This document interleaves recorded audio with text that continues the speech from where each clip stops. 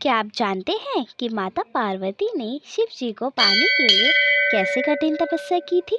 यह कथा प्रेम और धैर्य से अटूट विश्वास की अद्भुत गाथा है। क्या आपने कभी सोचा है कि शिव जी और माता पार्वती का विवाह कैसे हुआ था?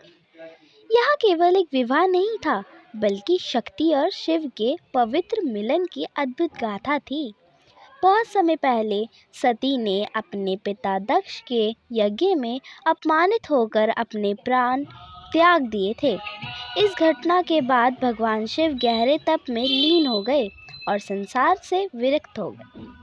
समय बिता और सती ने हिमालय राज के घर पुनर्जन्म लिया। इस जन्म में वे पार्वती कहलाई।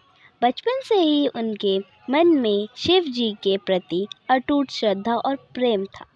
वे मन ही मन उन्हें ही अपना पति मान चुकी थी। जब वे बड़ी हुई तब उन्होंने शिव जी को पाने के लिए कठोर तपस्या आरंभ की।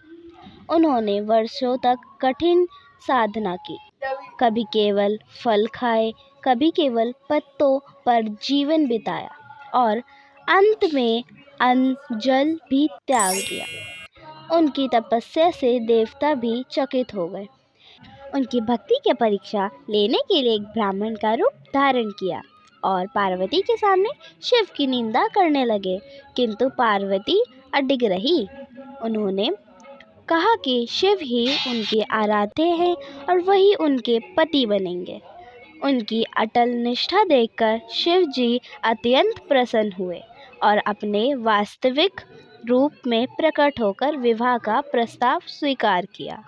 हिमालय पर्वत पर भव्य विवाह का आयोजन हुआ। देवता, ऋषि, गंधर्व और अप्सराएं सभी उपस्थित हुए।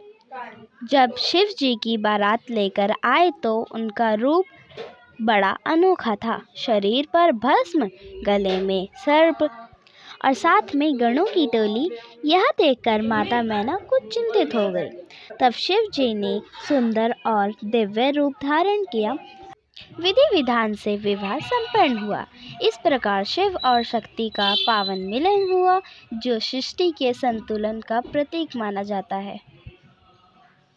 इस कथा से मिलने वाली शिक्षा: सच्चा प्रेम धैर्य और विश्वास से प्राप्त होता है।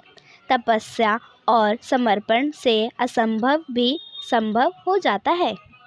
अगर आपको यह कथा पसंद आई हो तो लाइक करें, सब्सक्राइब करें, शेयर करें और हमारे साथ जुड़े रहें और अपने प्रियजनों के साथ साझा करें। आपका बहुत बहुत धन्यवाद। फिर मिलेंगे। हर हर महादेव।